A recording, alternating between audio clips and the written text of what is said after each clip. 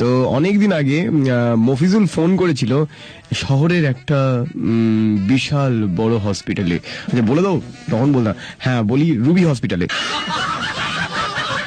তখন সাহস ছিল না বলে বিপ করতে হয়েছে। হ্যাঁ দেখুন দাদা, নারকেল গাছে উঠে ঠ্যাংটা ভেঙেছে আমার। ওরে বাবা। হ্যালো হ্যালো, হ্যাঁ দাদা মফিজুল বলছিলাম। আপনারা এখানে গরিবদের চিকিৎসা করেন? এটা ভুল নম্বরে ফোন করেছেন আপনি। এটা রুবি হসপিটাল তো আপনার? হেল্পলাইন নম্বরে করুন এটা। হ্যাঁ বলছি গরিবদের হেল্প করেন তো আপনি? হ্যালো, কি খারাপ ব্যাপার, কি পুই পুই হচ্ছে কেন? এটা কি হচ্ছে পুই করে? হ্যালো হ্যালো স্যার, মফিজুল বলছিলাম। হ্যাঁ বলুন। স্যার আমার স্যার ঠ্যাং ভেঙে গেছে স্যার। হ্যাঁ বলুন।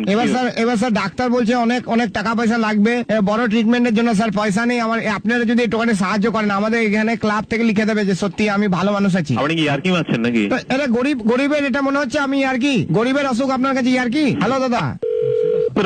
Hospital how may help you? Hello sir, Mofizul বলছিলাম। হ্যাঁ। আমি সে নারকেল গাছে উঠতে গিয়ে স্যার ঠ্যাংটা ভেঙে গেছে। আপনারা যদি একটু কাইন্ডলি সাহায্য করেন। সবাই বলছে যে জেনারেল নাকি জেনারেল মানুষদের জন্য হয়, তো সেটা যদি আপনি একটুখানি দেখেন স্যার। আমি স্যার না এরকম ধরনের কিছু হয় না। আমি স্যার আল্লাহর কাছে আপনার জন্য দোয়া করবো স্যার। ঠিক আছে, আপনি আগে হসপিটালে তো আসুন, স্যার তারপর কথা হবে। স্যার আসবো কি করে স্যার? ঠ্যাং ভেঙে গেছে। আপনার যদি একটা অ্যাম্বুলেন্স পাঠান আমার বাড়ি অ্যাড্রেস একটু লিখে নিন স্যার। অ্যাম্বুলেন্স পাঠালে তো অ্যাম্বুলেন্সের চার্জ দিতে হবে, টাকা পয়সা দিতে হবে অ্যাম্বুলেন্সের ভাড়া। স্যার গরিব মানুষ আছে স্যার। না দাদা এইভাবে হয় না। স্যার অ্যাম্বুলেন্সটা যখন খালি আসবে একটু শাটেল যদি ওরা তুলে না ওখান থেকে যদি একটু টাকাটা পেয়ে যাবে। কথা বলবো একটু লাইনে থাকুন, আমি কথা বলাচ্ছি আপনাকে। হ্যাঁ থ্যাংক ইউ স্যার। হ্যাঁ নমস্কার, বলুন। স্যার একটা অনুরোধ নিয়ে ফোন করেছিলাম স্যার। অনেকক্ষণ ধরে কথা হচ্ছে, স্যারেরা সব ফোন কেটে দিচ্ছে। কি হয়েছে বলুন।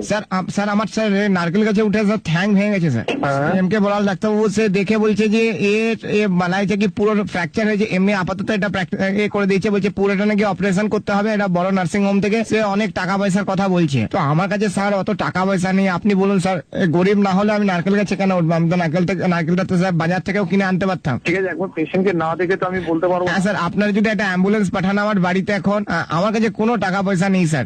শুনুন, আমাদের এখানে আপনি যে কোনো সময় পেশেন্টকে নিয়ে আসতে পারেন, কোনো অসুবিধা নেই। But the thing is that এখানে দেখুন যেটা খরচা হয়, আপনার এই মুহূর্তে কিছু টাকা পয়সা আপনি নাও জমা করতে পারেন, কিন্তু পরবর্তীকালে যেটা খরচা হবে সেটা আপনাকে জমা করতে হবে। বুঝতে পেরেছেন তো? স্যার কত টাকা স্যার?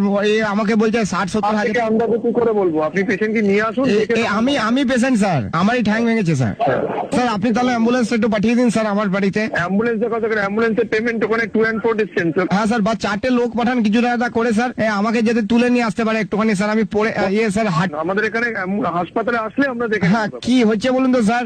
খরচাপাতি তো আমি তো দিতে পারবো না স্যার, গরিব মানুষ আছি। আমার ভাইপো স্যার 3 দিন খায়নি স্যার। মানে শুনুন, আমি আপনাকে বলি, আমাদের এখানে আপনি মানে বিনা পয়সায় যেটা আপনি